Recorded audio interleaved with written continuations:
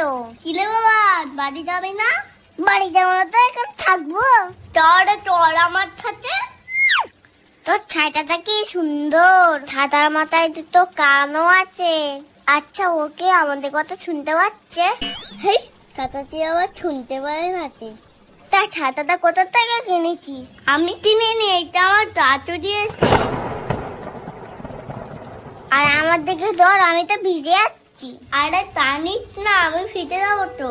আমাকে কি ভেজানোর জন্য ডেকে এনেছিস?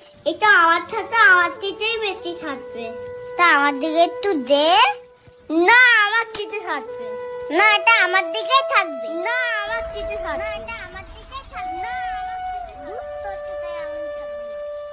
তুই এসে গেছিস? আমি তো যাচ্ছিলাম ছাতা নিয়ে তোকে আনতে। সন্ধ্যে হয়ে গিয়ে সারা পৃথিবীর লোক বাড়ি চলে গেছে, তুমি আর কখন যেতে? তা তুই একা একা এলি কিভাবে? একা একা আসতে যাবো কেন? ফোরনের সাথে এসেছি, ওর কান ছাতার তলায়। তা বৃষ্টিতে না হয় জামাটা ভিজেছে, তা কাদাটা কিভাবে লাগলো শুনি?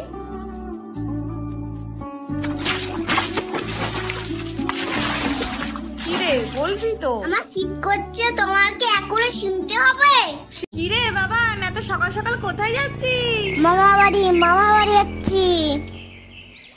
খাও বাবা খাও, বেশি কিছু করতে পারিনি। ও মিনু, জানা টেবিল ফ্যানটা নিয়ে আয়, তোর জামাইবাবুর গরম লাগছে যে। যাচ্ছি, আগে জিজুর ফটোটা তুলে নি, ফেসবুকে পোস্ট করতে হবে তো।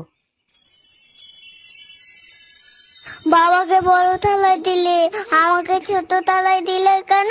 এই যা, ও মিনু, আমার দাদু ভাইরে তুই ছোট থালায় খেতে দিলি? ও ছোট বলেই ছোট থালায় দিয়েছি। বাবার মতো আমাকেও মাছ ভাজাটা বড় দাও। আগে ওটা খেয়ে শেষ কর, তারপরে বড় মাছ দেবো। এই শুনছো, জামাই তো এখানেই বসে আছে, গিফটটা তাহলে এখানেই দিয়ে দাও। আমিও তো এখানে বসে রয়েছি, আমাকেও গিফট দাও।